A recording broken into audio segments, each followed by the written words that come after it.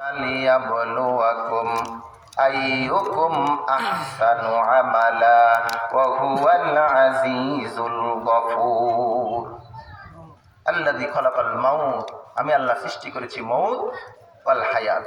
তারপরে বলছেন আল্লাহ হায়াতের কথা, জীবনের কথা, মৃত্যুর কথা আল্লাহ আগে বলে আমাদেরকে সাবধান করে দিয়েছেন। দুনিয়াতে জন্মেছো, তোমাদেরকে মরতে হবে। তুম্মা ইলাইনা তুরজাউন, আমি আল্লাহর কাছে তোমাদেরকে ফিরে আসতে হবে, এর বাইরে যাওয়ার কোনো জায়গা নাই। সম্মানিত ভাইরা আমার, মানুষ যখন পৃথিবী থেকে বিদায় হয়ে যায়, মৃত্যুর যন্ত্রণা যখন শুরু হয়ে যায়, তার অবস্থাটা কেমন হয়? আজরাইল কিভাবে তার সাথে মোলাকাত করে? পয়গম্বর হযরত ইব্রাহিম আলাইহিস সালাতু ওয়াস সালাম একদিন আজরাইলকে ডাক দিয়ে বললেন, ও ভাই আজরাইল, একজন মুমিন বান্দার জান কবজ করার সময়, একজন নামাজি বান্দার জান কবজ করার সময় তুমি কোন সূরত নিয়ে সামনে আসো, আমাকে একটু দেখাও। আজরাইল বললেন, পয়গম্বর ইব্রাহিম, আপনি চক্ষুটা একটু বন্ধ করুন, আপনি চোখটা একটু বন্ধ করুন, আমি দেখাচ্ছি। পয়গম্বর ইব্রাহিম আলাইহিস সালাতু ওয়াস সালাম চোখ বন্ধ করলেন। এবার জিবরাইল আমিন বললেন, আজরাইল আলাইহিস সালাতু ওয়াস সালাম বললেন, ও পয়গম্বর, এবার আপনি চোখটি খুলুন। ইব্রাহিম আলাইহিস সালাম চোখ খুলে দেখলেন এত সুন্দর চেহারা, জান্নাতি চেহারা নিয়ে আজরাইল সামনে দাঁড়িয়ে আছে। পয়গম্বর ইব্রাহিম বললেন, ও ভাই আজরাইল, মুমিন বান্দার জান কবজ করার সময় এত সুন্দর জান্নাতি চেহারা নিয়ে তুমি আগমন করো, তোমাকে দেখে পৃথিবীর কোন মুমিন বান্দা কোনো ভয় পাবে না। বলেন সুবহানাল্লাহ। আল্লাহ পাক রব্বুল আলামিন বলেন, ও মুমিনেরা শোনো, তোমরা যদি মুমিন হতে পারো, মুত্তাকি হতে পারো, ঈমানদার হতে পারো, তোমাদের মৃত্যুটা কত সুন্দর হবে জেনে নাও। তোমাদের মৃত্যুর সময় শুধু আজরাইলকে পাঠাবো না, আল্লাহ পাক রব্বুল আলামিন একজন মুমিন বান্দার মৃত্যুর সময় আজরাইলের সাথে ৭০,০০০ রহমতের ফেরেশতা পাঠিয়ে দিবে। বলুন সুবহানাল্লাহ। জান্নাতি ফেরেশতা। তাফসীরে কিতাবে পাওয়া যায়, একজন মুমিন বান্দা আল্লাহ তাআলা তার জান কবজের সময় এত ফেরেশতা পাঠাবেন, তার চোখ যাবে যত দূর সে ফেরেশতা দেখতে পাবে তত দূর। বলেন সুবহানাল্লাহ। ডানে তাকাবে জান্নাতি ফেরেশতা, বামে তাকাবে জান্নাতি ফেরেশতা, সামনে জান্নাতি ফেরেশতা, পিছনে জান্নাতি ফেরেশতা। সুবহানাল্লাহ বলুন। ও মানুষ, কোথায় ডুবে আছো? কিসের দুনিয়া, কিসের ক্ষমতা? আজকে ক্ষমতা শেষ, সব শেষ। 17 বছর কত ক্ষমতাধর মানুষ পৃথিবীতে ছিল, বাংলাদেশেও ছিল, আজকে তারা নাই। বর্তমানে যারা আছি তারাও হয়তো একদিন থাকবো না। ক্ষমতা অল্প দিনের, ক্ষমতার জন্য আখিরাতকে ভুলা যাবে না। কারণ আদ-দুনিয়া মাযরাতুল আখিরাহ, দুনিয়া হলো আখিরাতের শস্যক্ষেত্র। আমরা দুনিয়াতে ধর্ম পালন করব, দুনিয়ার কর্ম করব, দুনিয়ার রাজনীতিও করব, কিন্তু আল্লাহর কোরআনকে বাদ দিয়ে, ইসলামকে বাদ দিয়ে মুসলমান কোনো রাজনীতি করতে পারে না। কথা কোন ঠিক কিনা? রাজনীতি যার যার জায়গায়, রাজনীতি যার যার, ইসলাম সবার, কোরআন আমাদের সবার। কথা বলেন ঠিক কিনা? সম্মানিত ভাইরা আমার, আল্লাহ পাক রব্বুল আলামিন ৭০,০০০ জান্নাতি ফেরেশতা পাঠিয়ে দিবেন। ওই ফেরেশতারা এসে বান্দাকে সান্ত্বনা দিবে, তুমি ভয় পেও না। আল্লাহ তাখাফু ওয়ালা তাহজানু ওয়া আবশিরু বিল জান্নাহ। ও বান্দা, তুমি ভয় পেও না, তুমি ভয় পেও না। তোমার রূহটাকে আল্লাহর কাছে নিয়ে যাওয়া হবে অত্যন্ত আদরের সাথে, যত্নের সাথে। আল্লাহ পাক রব্বুল আলামিনের জান্নাতের সুসংবাদ তোমাকে দেওয়া হচ্ছে। বলুন সুবহানাল্লাহ। কতটুকু যত্নের সাথে মুমিন বান্দার রূহটা বের করা হবে? নবীজি বলেন, উম্মতেরা শোনো, মায়ের কোলের মধ্যে ছোট বাচ্চা, দুধের বাচ্চা মায়ের বুকের দুধ খেতে খেতে যেমনি ভাবে আরামে ঘুমিয়ে যায়, একজন মুমিন বান্দার জান কবজের সময় সে এমনি টেরও পাবে না, সে যেন তার মায়ের বুকের মধ্যে আরামে ঘুমিয়ে গেল। বলুন সুবহানাল্লাহ। এবার পয়গম্বর ইব্রাহিম আলাইহিস সালাম বললেন, ও আজরাইল,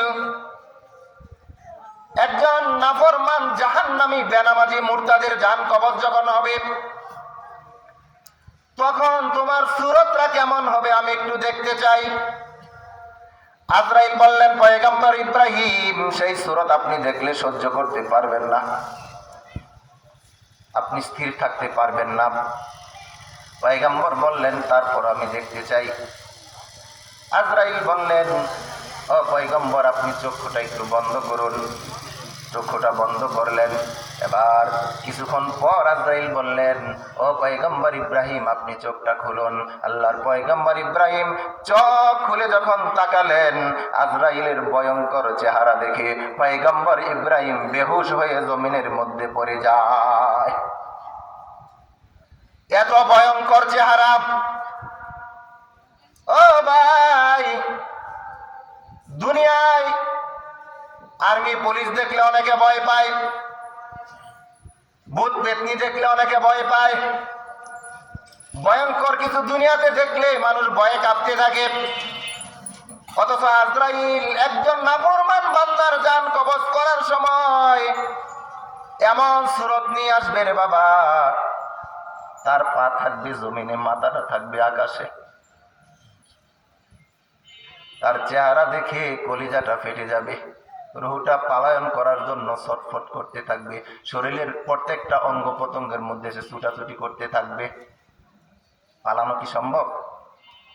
পয়গম্বর বলেন, হুশ যখন ফিরে আসলো, ও আজরাইল, তোমার যেই ভয়ঙ্কর চেহারা দেখলাম, এই চেহারা যদি কোনো নাফরমান বান্দা দেখে, তার জাহান্নামে যাওয়া লাগবে না, তার জাহান্নামের শাস্তি এখানেই শুরু হয়ে যাবে। নাউযুবিল্লাহ। মুসলমান শুনে রাখো, এই পৃথিবীতে মানুষ বেশি গুনাহ করে চেহারা দিয়া। কারো চেহারা বেশি সুন্দর, কারো মুখের কথা অনেক মিষ্টি, কারো মুখের ক্ষমতা অনেক বেশি, কারো কথার পাওয়ার অনেক বেশি। আজকে পাওয়ার দেখাও।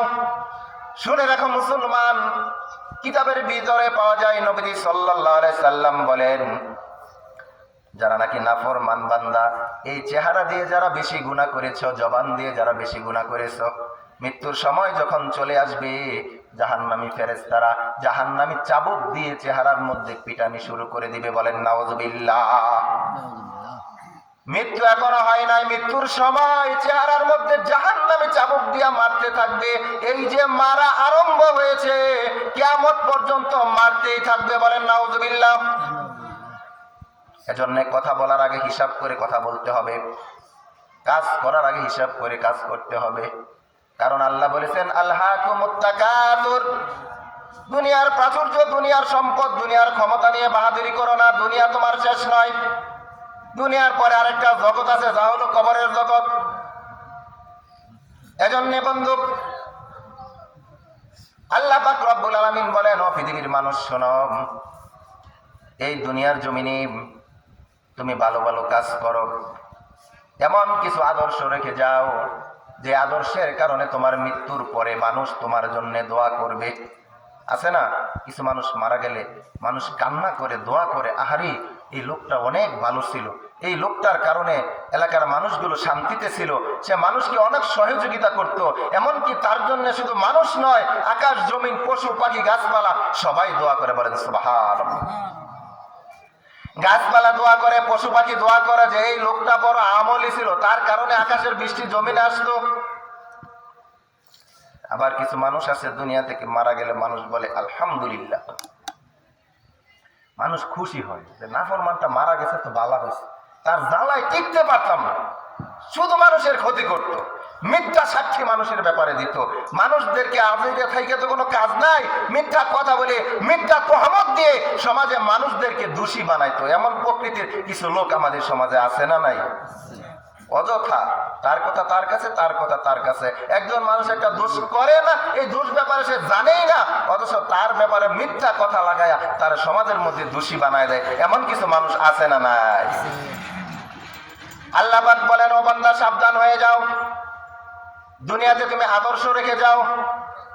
যদি ভালো আদর্শ রেখে যেতে পারো, মৃত্যুর পরে কবরের মধ্যে তুমি তার ফল পাবা।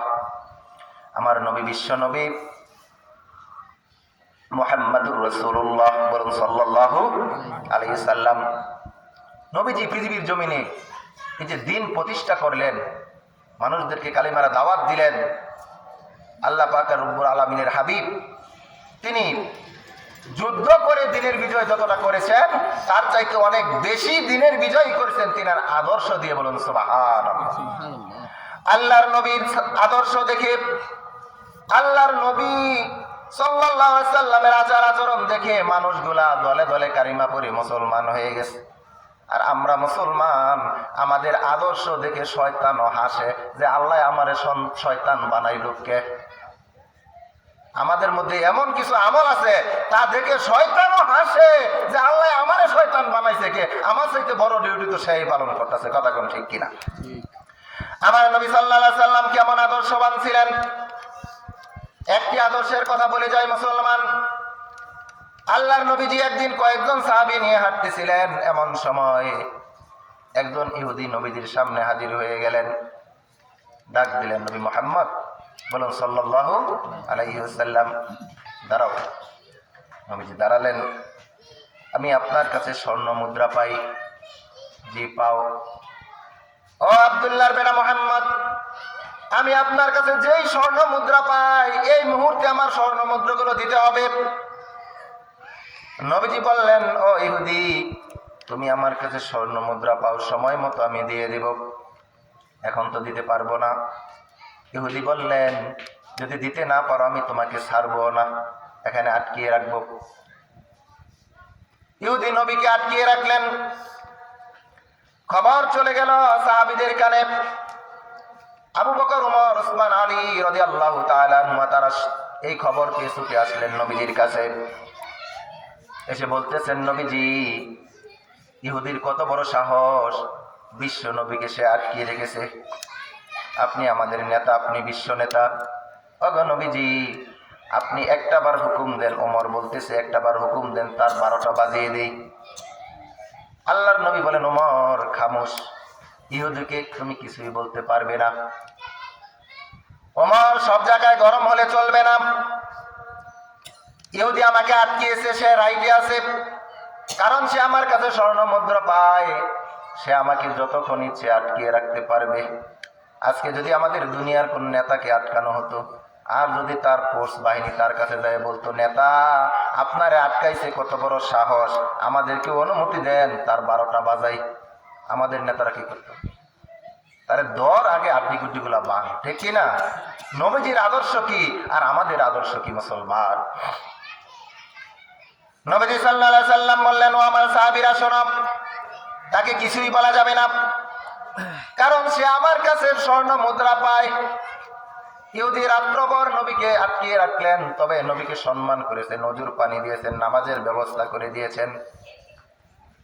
সকালবেলা সাহাবীরা নবীজির কাছে আবার গেলেন। নবীজি বারবার বলে, সাহাবীরা তোমরা কেউ কিছু বলবা না, কারণ সে আমার কাছে স্বর্ণ মুদ্রা পায়। ইহুদি ঘর থেকে বের হলেন নতুন জামা কাপড় পরে। ঘর থেকে বের হয়ে নবীজির সামনে আসলেন। এসে বললেন, ওগো নবীজি, আমি তাওরাত কিতাবের মধ্যে পড়েছি শেষ জামানায় একজন নবীর আগমন ঘটবে, একজন পয়গম্বরের আগমন ঘটবে, যার নাম হবে মুহাম্মদ, যার পিতার নাম হবে আব্দুল্লাহ, যার মায়ের নাম হবে আমিনা, যার দাদার নাম হবে আব্দুল মুত্তালিব। এই লোকটা এত ভালো মানুষ হবে, এত ভালো নবী হবে, সে নিজে ঠকবে, তারপর মানুষকে ঠকাবে না। ওগো নবীজি, আমি আপনার কাছে স্বর্ণ মুদ্রা পাই, এজন্য আপনাকে আটকাই নাই। আমি আপনাকে আটকিয়েছি পরীক্ষা করার জন্য, আপনি কি সেই নবী নাকি? বলুন আল্লাহু আকবার। কোনো সন্দেহ নাই, কোনো সন্দেহ নাই, আপনার মধ্যে যে আদর্শ দেখলাম আপনিই সেই নবী। আমার বেয়াদবি মাফ করুন আর আমাকে পড়িয়ে দিন, লা ইলাহা ইল্লাল্লাহু মুহাম্মাদুর রাসূলুল্লাহ সাল্লাল্লাহু আলাইহি ওয়াসাল্লাম। একটু জিকির করি, লা ইলাহা।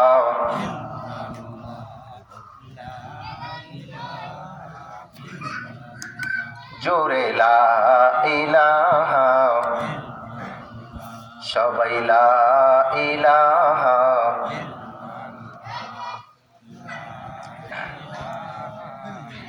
আসমান বলে এক আল্লাহ, জমিন বলে এক আল্লাহ। আমাদের আল্লাহ কয়জন?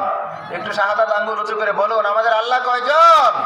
আসমান বলে এক আল্লাহ, জমিন বলে এক আল্লাহ, মানুষ আমরাও বলি এক আল্লাহ, বলো লা ইলাহা, জোরে লা ইলাহা, লা ইলাহা ইল্লাল্লাহু মুহাম্মাদুর রাসূলুল্লাহ সাল্লাল্লাহু আলাইহি ওয়াসাল্লাম। আমার ভাইরা, আমার বন্ধুরা, আমাদের মৃত্যু হয়ে যাবে। মৃত্যুর পরে আমাদের লাশটাকে সাদা কাফনের কাপড় দিয়া চকলেটের মতো পেঁচানো হবে, ঠিক কিনা? চকলেটের মতো পেঁচাইয়া জানাজা শেষ করে আমাকে আপনাকে গহীন একটা কবরের মধ্যে রাখা হবে। এমন একটি কবর, যেই কবর দেশে গেলে বন্ধু কেউ আর কোনোদিন ফিরে আসে না। বাবা গেল, দাদা গেল, কেউ তো ফিরে এলো না। তোমাকেও যেতে হবে, তা কি তুমি জানো না? কেউ কেউ ফিরে আসছে? কেউ ফিরে আসে নাই। এমন একটি গহীন কবরে আমাকে আপনাকে রাখা হবে। বাতি নাই, সাথী নাই, ডানে আন্দার বামে আন্দার, নিচে গোর অন্ধকার, উপরেতে চেয়ে দেখো বাঁশেরও চাঙ্গার। বাঁশেরও চাঙ্গার দেখে বলবো হাই রে হাই, এই বুঝি দিল রে আমায় জনমের বিদায়, ঠিক কিনা? আমাদের ডানে কবর, বামে কবর, সামনে কবর। প্রতিদিন আমরা কবর দেখি, কিন্তু একটু অনুধাবন করি না, আমাদের অনুশোচনা আসে না। অথচ কবর আমাদেরকে প্রতিদিন ডাকে। ওই দেখা যায় কবরস্থান, ওটাই আসল ঘর, ওইখানেতে থাকতে হবে সারা জীবন ভর। ও কবর তুই চাস কি? টাকা পয়সা নিস কি? ঘুষ তো আমি খাই না, মুমিন বান্দা পাই না, একটা যদি পাই অমনি তারে আল্লাহর জান্নাতে পৌঁছাই। সুবহানাল্লাহ।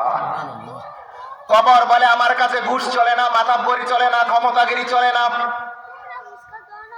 আল্লাহর নবীর কলিজার টুকরা, জান্নাতের সরদারিনী আম্মা জান ফাতেমা রাদিয়াল্লাহু তাআলা আনহার যখন মৃত্যু হয়ে যায়, তিনার কবর খনন করা হলো। তিনার কবরের মধ্যে নেমে হযরত আবু যর গিফারী রাদিয়াল্লাহু তাআলা আনহু কবরকে বলেছিলেন, কবর খবরদার, খবরদার, কবর বেয়াদবি করবি না। তোর মধ্যে কাকে রাখা হচ্ছে জানো নি?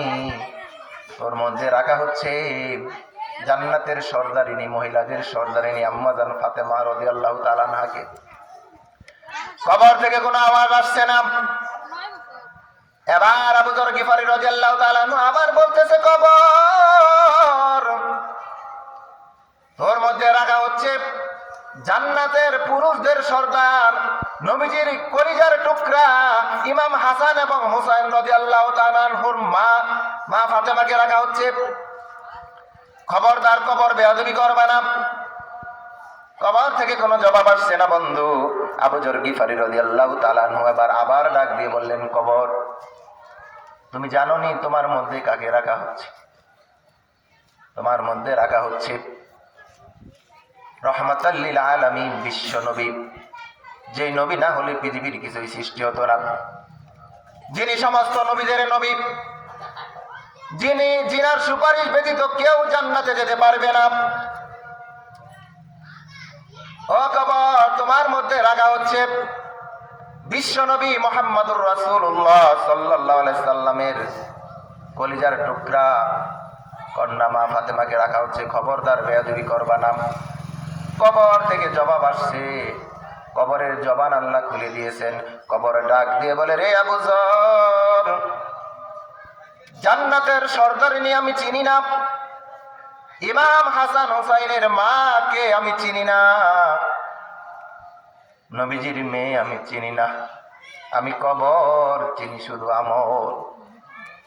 আমল যদি ভালো হয় কবরে জান্নাতের বিছানা বিছিয়ে দেওয়া হবে, আমল যদি খারাপ হয়ে যায় কবরটা জাহান্নামের গাড়ায় পরিণত হয়ে যাবে।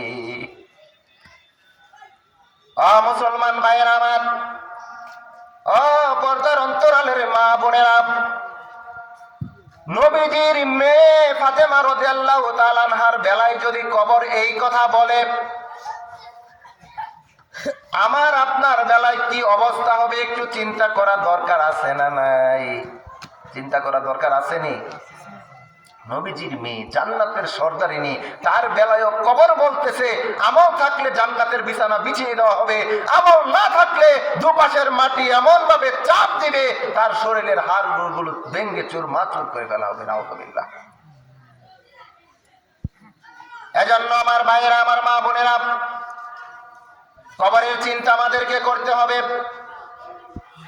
কিয়ামতের চিন্তা আমাদের করতে হবে। কিয়ামতের দিন যার একজন বান্দার ডান হাতে যখন আমলনামা আসবে, সে জান্নাতের মধ্যে ছুটাছুটি করবে আর দেখাবে, দেখো আমি আমলনামা ডান হাতে পেয়েছি, আমার ভাগ্য কত ভালো, নসিব কত ভালো, আজকে আমি জান্নাতের সার্টিফিকেট পেয়ে গেছি। কারণ ডান হাতে আমলনামা পাওয়া মানে জান্নাতের সার্টিফিকেট পেয়ে যাওয়া। কথা কোন ঠিক কিনা? তার বন্ধুরা আফসোস করবে সেদিন, তার সাথীরা আফসোস করে বলবে, বন্ধু তোমার সাথে একসাথে চলেছি, খেলেছি, লেখাপড়া করেছি, আজকে তুমি ডান হাতে আমলনামা পেয়ে গেলা আর আমরা পেলাম না, আমরা জাহান্নামী, এই পুরস্কারটা তুমি কিভাবে পাইলা? আমার ভাইরা, সেদিন ওই বান্দা কি জবাব দিবে? রব্বুল আলামিন কোরআনে বলে দিয়েছেন, ইন্নী যানানতু আন্নী মুলাকিন হিসাবিয়া। সেদিন জান্নাতি বলবে, দুনিয়ার জমিনে থাকা অবস্থায় আমি চিন্তা করেছিলাম কিয়ামতের দিন আমাকে হিসাব দিতে হবে, দুনিয়ায় চিন্তা করে জীবন পরিচালনা আমি করেছি, এজন্য আজকে আমি ডান হাতে আমলনামা পেয়েছি। বলুন সুবহানাল্লাহ। আমার ভাইরা, এই কবরে আমাদেরকে যেতে হবে, গেলেই তো হবে না, কবরে যাওয়ার পরে প্রশ্ন আছে না নাই? কয়টা প্রশ্ন? 3টি প্রশ্ন আমাদেরকে করা হবে। মুমিনদের জন্য 5টি প্রশ্ন। একজন মুমিন বান্দাকে যখন কবরে রাখা হবে, কবরে রাখার সঙ্গে সঙ্গে তাকে যখন জীবিত করা হবে, সে দেখবে পশ্চিম আকাশে সূর্য ডুবো ডুবো অবস্থা। এটা হচ্ছে তার প্রথম প্রশ্ন। সে সাথে সাথে নামাজের জন্য তাড়াহুড়া করবে। ফেরেশতারা বলবে, এটা কবরের জগৎ, এটা দুনিয়ার জগৎ নয়। ওই বান্দা বলবে, ওই তো সূর্য ডুবো ডুবো অবস্থা, আসরে নামাজের সময় শেষ হয়ে যাচ্ছে, আমি নামাজ পড়বো। আল্লাহর ফেরেশতারা ডাক দিয়ে বলবে, ও আল্লাহর বান্দা, এটা কবরের জগৎ, এখানে নামাজের দরকার নাই। বলুন না সুবহানাল্লাহ। ফেরেশতারা 3টি প্রশ্ন করবে, আমার রব্বুকা, তোমার রব কে? আমার দীনুকা, তোমার দিন কি? আমার নবীকা, তোমার নবীকে? অথবা মান হাযার রাজূল, এই লোকটাকে চেনো কিনা? ও আমার ভাইরা, দুনিয়ার জমিনে যদি আমরা জিজ্ঞাসা করি আমাদের রব কে, সবাই তো জবাব দিবেন আমাদের রব আল্লাহ, ঠিক নয় কি? কবরের জগতের প্রশ্ন এত সহজ নয় বন্ধু।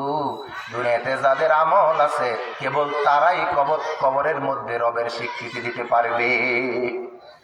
আমল নাই, কবরে জবান বন্ধ হয়ে যাবে, বলবে আমি কিছু জানি না, আমি কিছু জানি না।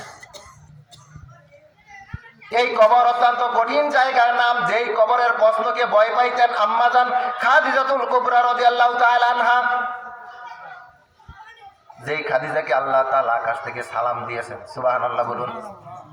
খাদিজা রাদিয়াল্লাহু তাআলা আনহার প্রতি আল্লাহ তাআলা এত খুশি ছিলেন, তিনি আকাশ থেকে সালাম পাঠিয়েছেন। আম্মাজান খাদিজাতুল কুবরা রাদিয়াল্লাহু তাআলা আনহা মৃত্যুর পূর্বে নবীদের কাছে বসে বসে কান্না করতেছেন। নবীজি আমার ডাক দিয়ে বললেন, বিবি, ও খাদিজা, আপনি কেন কান্না করতেছেন? আম্মাজান খাদিজাতুল কুবরা রাদিয়াল্লাহু তাআলা আনহা বলতেছেন, নবীজি, জানি না কখন মরে যাই, কিন্তু মৃত্যুর পূর্বে আমি আপনার কাছে 2টি ওয়াদা করে যেতে চাই, বলেন আপনি আমার ওয়াদা 2টি পূরণ করবেননি? নবীজি বললেন, খাদিজা, আপনি জীবনে আমার জন্য কত কিছু করেছেন। খাদিজাকে নবীজি সম্মান দিয়ে আপনি আপনি বলে রাখতেন।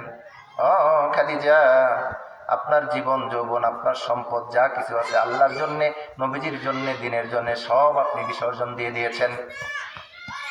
দুনিয়ার জমিনে আপনি আমার সবচাইতে ভালো বন্ধু ছিলেন, কেন আপনার ওয়াদা আমি রক্ষা করব না আপনি বলুন?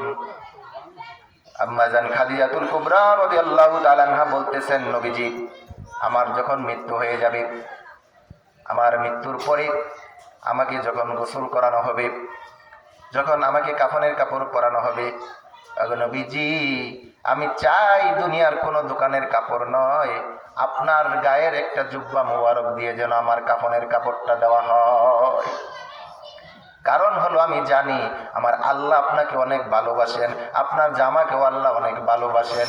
আপনার জুব্বা মোবারক দিয়ে যদি আমাকে কাফনের কাপড়টা দিয়ে দিতেন আমি বড় খুশি হতাম। নবীজি সাল্লাল্লাহু আলাইহি সাল্লাম বলেন, ঠিক আছে খাদিজা, দ্বিতীয় নাম্বার ওসিয়তটা বলুন। আম্মা জান খাদিজাতুল কুবরা রাদিয়াল্লাহু তাআলা আনহা বললেন, নবীজি দ্বিতীয় নাম্বার ওসিয়ত হলো আমার জানাজা কাফন দাফন সম্পূর্ণ যখন হয়ে যাবে, মানুষগুলা 40 কদম চলে আসলেই ফেরেশতারা কবরে এসে প্রশ্ন সওয়াল শুরু করে দিবে। আমার বড় ভয় হয়, প্রশ্নের জবাব আমি দিতে পারবো না, দরদ হয়ে যাব। নবীজি আপনার কাছে আমি দাবি রাখলাম, আপনার কাছে আমি ওসিয়ত করে গেলাম, আমার লাশটাকে যখন কবরে রেখে মানুষগুলা 40 কদম দূরে চলে আসবে, নবীজি ওগো আমার প্রাণের স্বামী আপনি কবরস্থান ছাড়বেন না, আপনি দাঁড়িয়ে থাকবেন, যখন কবরে ফেরেশতা আসবে আমার প্রশ্নের সওয়াল জবাবগুলো দয়া করে আপনি দিয়ে দিবেন। বলুন সুবহানাল্লাহ। আম্মা জান খাদিজাতুল কুবরা রাদিয়াল্লাহু তাআলা আনহা তিনি ছিলেন নবীজির কলিজার টুকরা, যাকে আল্লাহ তাআলা নিজে সালাম জানিয়েছেন। তিনার ভিতরও যিনি জান্নাতি একজন নারী, তিনার ভিতরও কবরের প্রশ্নের কত ভয় ছিল। আল্লাহ পাক রব্বুল আলামিন বলেন, ইন্না আকরামাকুম ইনদাল্লাহি আতকাকুম, সেই ব্যক্তি ততটুকুন সম্মানিত, দুনিয়াতে অধিক সম্মানিত সেই ব্যক্তি যে ব্যক্তি আমি আল্লাহকে অধিক ভয় করে। এই পৃথিবীর জমিনে আমরা সবচাইতে বেশি ভয় করব কাকে? আমার ভাইয়েরা, আম্মা জান খাদিজাতুল কুবরা রাদিয়াল্লাহু তাআলা আনহা তিনি যখন মৃত্যুবরণ করলেন, পরিবারের মধ্যে কান্নার রোল জারি হয়ে গেল। মা ফাতেমা কান্দে, নবীজি সাল্লাল্লাহু আলাইহি সাল্লাম তিনিও কান্না করতেছেন। কারণ হলো নবীজির সবচাইতে কষ্টের সময় নবীজির পাশে ডাল হয়ে যিনি দাঁড়িয়েছিলেন তিনি হলেন নবীজির বিবি খাদিজাতুল কুবরা রাদিয়াল্লাহু তাআলা আনহা। নবীজি কান্না করতেছেন, ফাতেমা রাদিয়াল্লাহু তাআলা আনহা কান্না করতেছেন। এদিক দিয়ে গোসলের কাজ শুরু হয়ে গেছে, লাশ গোসল করাতে হবে, গোসল করানো হচ্ছে। আল্লাহর নবী আম্মা জান ফাতেমা রাদিয়াল্লাহু তাআলা আনহাকে ডাকলেন, ও ফাতেমা দিকে আসো, এই নাও জুব্বা মুবারকটা নিয়ে যাও, তোমার মা ওসিয়ত করে গেছে আমার জুব্বা মুবারক দিয়ে যেন তার কাফনের কাপড়টা দেই। যাও যাও, মহিলাদেরকে গিয়ে বলো তার কাফনের কাপড়টা যেন এই জুব্বা দিয়ে দিয়ে দেয়। বলেন সুবহানাল্লাহ। ও মা বোনেরা একটু কান লাগান, একজন জান্নাতের সার্টিফিকেট প্রাপ্ত রমণী তিনিও কবরের প্রশ্নকে কত ভয় পাইতেন। বলতে পারেন হুজুর জান্নাতের সার্টিফিকেট পাইলো কিভাবে? আল্লাহ তাকে আকাশ থেকে সালাম জানাইছেন, তিনি কি জাহান্নামী হবেন নাকি? আল্লাহ পাক রব্বুল আলামিন নিজে খাদিজাকে সালাম জানিয়েছেন। এবার আম্মা জান ফাতেমা রাদিয়াল্লাহু তাআলা আনহা জুব্বা নিয়ে গেলেন, মহিলাদের কাছে কান্না করতে করতে গেলেন। মা দুঃখিনী পৃথিবী থেকে বিদায় হয়ে গেছে, সন্তান তো মায়ের জন্য একটু কান্না করবে, কষ্ট তো লাগবেই। মহিলাদের কাছে যখন জুব্বা নিয়ে গেলেন, মহিলারা বলতেছে, ফাতেমা গো তোমার মায়ের জুব্বা দিয়ে কাফনের কাপড় পরাতে হবে না, কাফনের কাপড় লাগবে না, তুমি চলে যাও। আম্মা জান ফাতেমা রাদিয়াল্লাহু তাআলা আনহা চলে আসলেন নবীজির কাছে, কিন্তু নবীজি তাকিয়ে দেখলেন যেই ফাতেমা এতক্ষণ কান্না করতেছিলেন এখন তার মুখের মধ্যে কান্নার কোনো ছাপ দেখা যায় না, এখন সে মুস্কি মুস্কি হাসতেছে। বলুন সুবহানাল্লাহ। আলহামদুলিল্লাহ। আজকে যিনি আমাদের প্রধান আকর্ষণ, যিনার অপেক্ষায় আমরা অপেক্ষমান, আমাদের সেই কাঙ্ক্ষিত মেহমান আমাদের মধ্যে উপস্থিত, আমরা বলি না আলহামদুলিল্লাহ। যারা এখনো রাস্তাঘাটে দোকানে বাড়িতে আছেন আমাদের প্রধান আলোচক আমাদের মঞ্চে উপস্থিত, আপনারা সকলেই অতি তাড়াতাড়ি মাহফিলে চলে আসুন। আমার ভাইরা, এবার নবীজি বলতেছেন, ও ফাতেমা, তুমি না তখন কান্না করতেছিলে, এখন হাসতেছো কেন? বলে মহিলারা বলছে আমার মায়ের কাফনের কাফন লাগবে না। আমার নবীজি বলেন, ফাতেমা গো, আমার আল্লাহ আমাকে জানিয়ে দিয়েছেন যেই খাদিজা আল্লাহকে এত ভয় করত, যেই খাদিজা নবীকে এত ভালোবাসতো, যেই খাদিজার মধ্যে কবরের এত ভয় ছিল, আল্লাহ রব্বুল আলামিন খুশি হইয়া দুনিয়ার কোনো কাপড় নয়, তার কাফনের কাপড়ের জন্যে জান্নাত থেকে জান্নাতি কাপড় পাঠিয়ে দিয়েছে। বলুন সুবহানাল্লাহ। আমার মা বোনেরা, কবরকে নিয়ে চিন্তা করতে হবে, কবরের ভয় অন্তরে লালন করতে হবে, কবরের প্রশ্নের জবাবের প্রস্তুতি নিয়ে কবরে যেতে হবে। আল্লাহ পাক রব্বুল আলামিন আমাদেরকে দুনিয়ায় থাকা অবস্থায় কবরের পুঁজি কামাই করার তৌফিক দান করুক। সকলে বলে আমিন। আল্লাহ তাআলা আমাদের সবাইকে 5 ওয়াক্ত নামাজি বানিয়ে দেখ। সকলে বলে আমিন। আল্লাহ তাআলা এই মাহফিলকে কবুল করুক। সকলে বলে আমিন। ওয়া আখিরু দাওয়ানা আলহামদুলিল্লাহি রাব্বিল আলামিন। আসসালামু আলাইকুম ওয়া রাহমাতুল্লাহি ওয়া বারাকাতুহু।